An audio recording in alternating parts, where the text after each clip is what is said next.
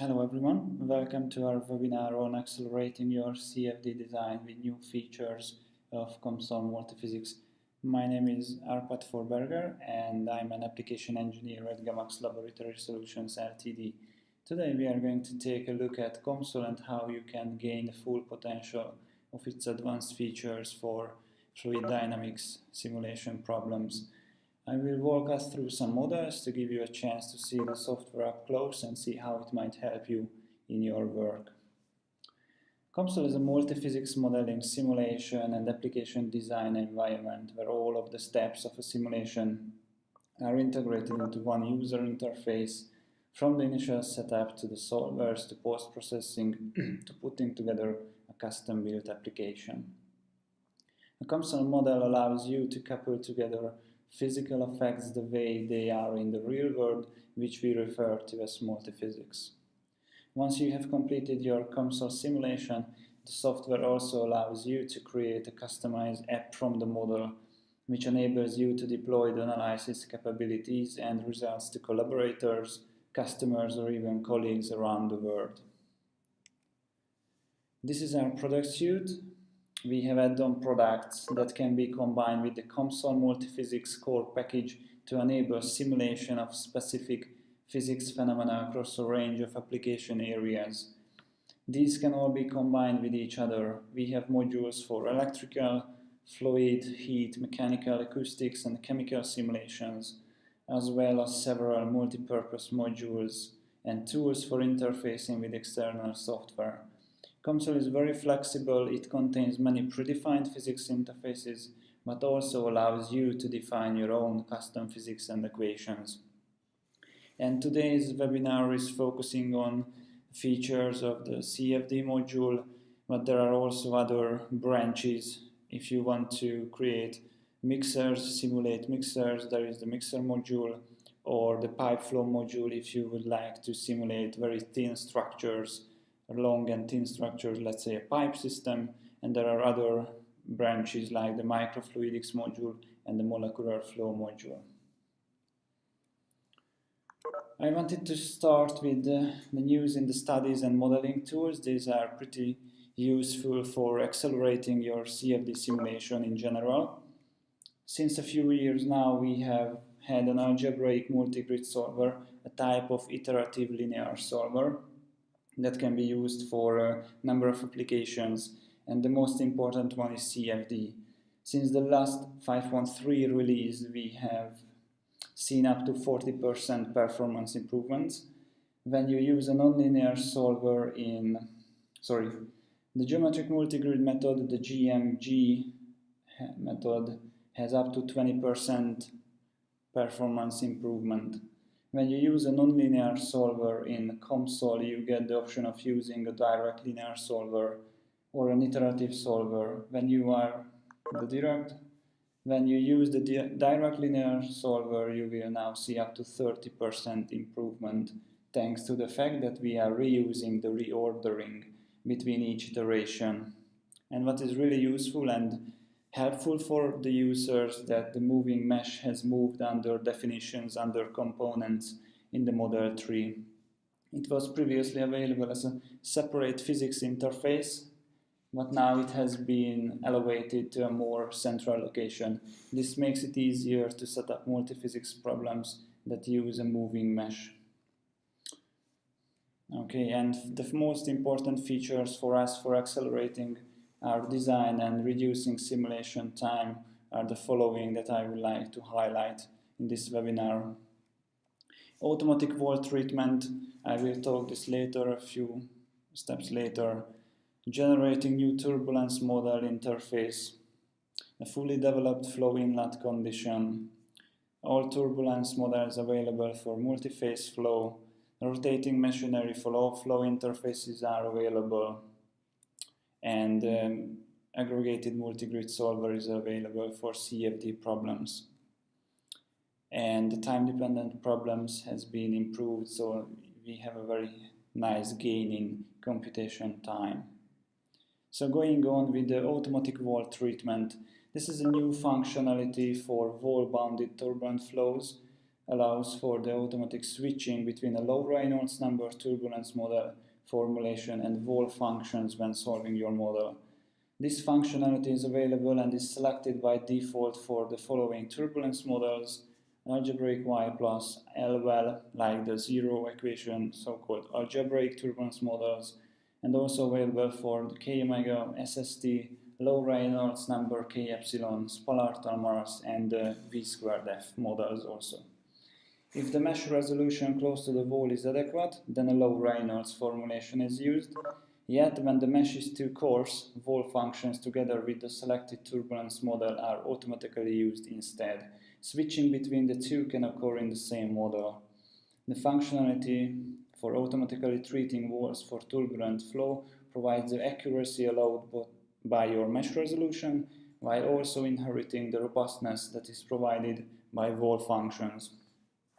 And in this picture, the wall's mesh resolution in viscous dimensionless units can be seen, and it determines the functionality for the automatic wall treatment, either a low Reynolds turbulence model formulation or a wall function.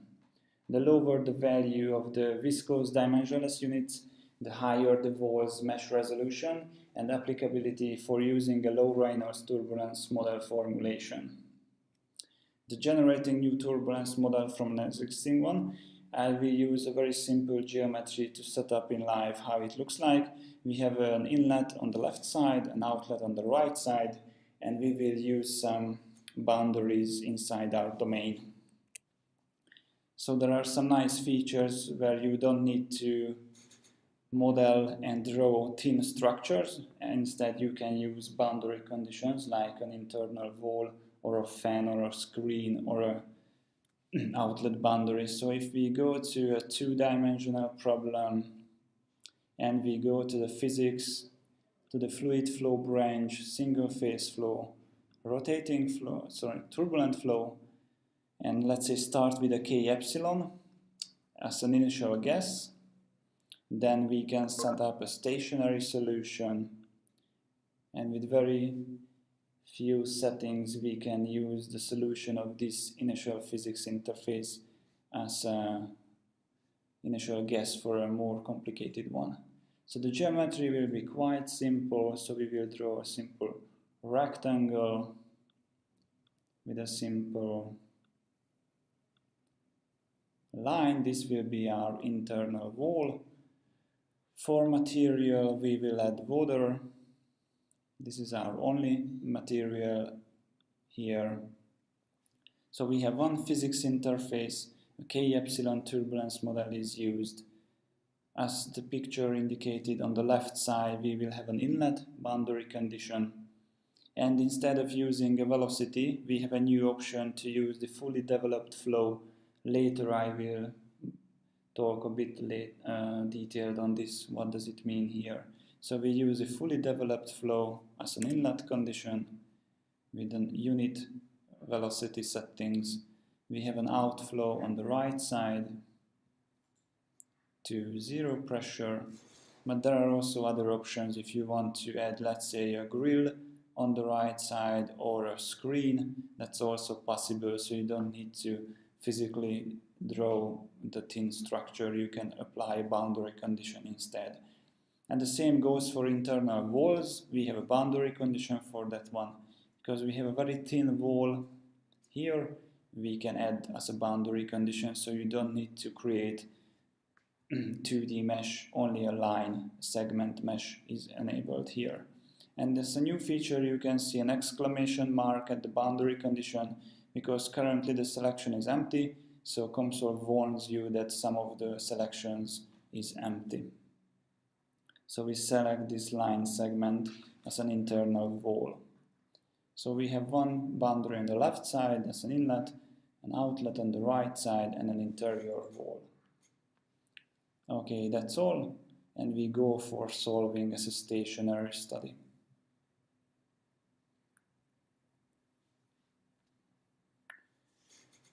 So we will use the solution of this first step as an initial condition for another physics interface for a more complicated, let's say more sophisticated turbulence model, and we can do this quite easily with a few clicks. This is a quite new feature inside COMSOL Multiphysics 5.3a. So this is another small but very useful trick that you can use to accelerate your design in COMSOL Multiphysics, besides the boundary conditions.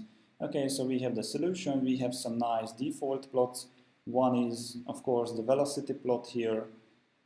Second one is the pressure and the wall resolution in viscous units here. Okay, so if you want to create a new turbulence model, it's quite easy to do that. So if you go to right-click, Global, Generate New Turbulence Model Interface, you need to do is just to select what kind of turbulence model you would like to use as a second, more sophisticated step. Here you can see all the options that are available. In 5.3a we have a new turbulence model, the so-called realizable K-epsilon. That's a bit modified compared to the K-epsilon. And there is a new one, the V²F, which is quite useful, where you have high anisotropy in the turbulence variables. Let's say in hydrocyclones, it's quite useful to do that. So I go for the realizable K-epsilon, so I would like to use this interface as a second guess.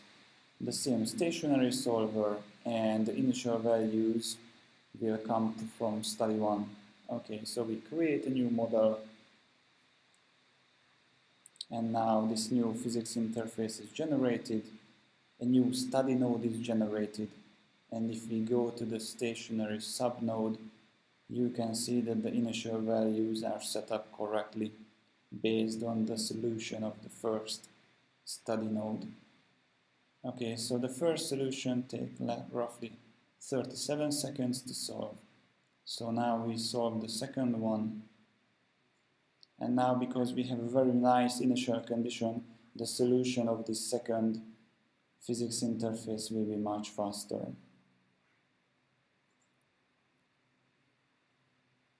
So it takes roughly 10 seconds to solve. Okay, yes. So it's much faster because we have a much better initial guess for this physics. And now we have the same default plots for the velocity plot, for the pressure and the wall resolution in viscous units. And if we switch between these two solutions, you can see there is some change between the two solutions, between the K-epsilon and the realizable K-epsilon. So you can compare the solutions of the two turbulence models. And the same goes for other turbulence models. If you are not happy with the solution of this turbulence model, you can go back and you can select another model if you want to do that. So that's how you can add easily a new and more sophisticated physics interface from an initial guess. So if we go back here, we can go on elaborating on what this inlet condition means that I selected. So it's a new feature, a new boundary condition, this fully developed flow inlet condition. And this boundary condition is useful for fully developed turbulent flow that gives the velocity profile and the turbulence variable values at an inlet cross-section, assuming that the inlet channel upstream is of a certain length and that the flow is fully developed. In previous versions on the COMSOL software, a decent estimate of the cross-section velocity profile would have required modeling a very long inlet section of the channel. As you can see here in this figure, if you would like to get a nice and valid boundary condition like in this centrifugal pump, you need a quite long inlet channel to take into account the flow that enters our pump. Now with this boundary condition you can neglect this upstream part, so you can reduce computational costs quite significantly. The new boundary condition gives a very accurate inlet profile without the need for extra geometry, and therefore reduces the computational resources. From the solver side, the smoothed aggregation algebraic multigrid method has been extended to work with the specialized smoothers for the CFD module. Use of the alternative geometric multi-grid solver requires 3 mesh levels to be considered, which can create issues when trying to mesh and solve models with varying geometries of different sizes. The AMG solver only requires 1 mesh level, making the meshing process much easier and the solving process much more robust for large problems and difficult geometries. For example, in the fluid structure interaction model of a solar panel that you can see here in that image, the struts and beams supporting the panels are small in comparison to the air domain surrounding it. This difference in the dimensions makes it difficult to efficiently mesh the air domain together with smaller parts and components, which would be made even more difficult if 3 meshes of different sizes are to be created, as it is required to the geometric multigrid method. This AMG solver requires only 1 mesh level, which is far easier to obtain. And to compare the 2 different methods, here you can see a model from the application library. It's a static mixer. You can see here on the left side, in the left bottom side, and for the same 3D steady flow calculations, you can see the direct solver results and the iterative solver results. So if you use normal mesh size, roughly 0.5 million degrees of freedoms, roughly it requires 11 gigs of memory if you would like to solve with a direct solver, and roughly 280 seconds of CPU time. But if you switch to this algebraic multigrid solver, you need much less memory, and of course the computation is much faster, and it's obvious if you go for higher resolution, for higher degrees of freedom, let's say to 1.3 million degrees of freedom, you need much less memory, and computation time is also less. So you can gain computation time, and you can preserve memory just with upgrading the solver method to this algebraic multigrid solver. So that's another useful tip how you can reduce computational time and reduce memory consumption when using CFD problems. For time-dependent problems, the solver strategy has been changed, has been modified, and it results in a smoother and more robust solution process that is up to 50% faster without losing any accuracy. So that's another speed up from the solution side, from the solver side, without changing the hardware. Some other additional models that you can use in the CFD model, let's say pipe elbow erosion, that's another thing. As I mentioned earlier, you can couple COMSOL Multiphysics modules to each other without any software limitations. So you can couple particle tracing modules. So if you are interested in erosion, you can use this in conjunction with the CFD module. And the same goes for mixer calculations. So if you would like to see how you can mix and steer smaller things in a steer vessel, that's also available. In the middle you can see a vessel, a blood vessel part, where you can see that the flow changes the dimensions of the blood vessel, so it's a fluid structure interaction model that's also available with COMSOL Multiphysics. And the last one is the mixer module library. So if you want to create different geometries, different mixer parts, you can use these inside COMSOL Multiphysics with the mixer module.